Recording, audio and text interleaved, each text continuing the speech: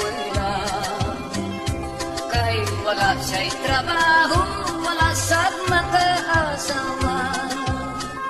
Nakahukom, malipalad na lang siya. Milarga sa Manila siya milarga, kamay putos lang ang dala. Sa Manila, squatter ang Pinoy anak nila. Kay lisod one day, one eat ang iyang sistema. Mientra siya sa trabaho nga illegal delikado na. Nahimo siyang drug poser, nahimo siyang drug poser sa siyabong marihuana.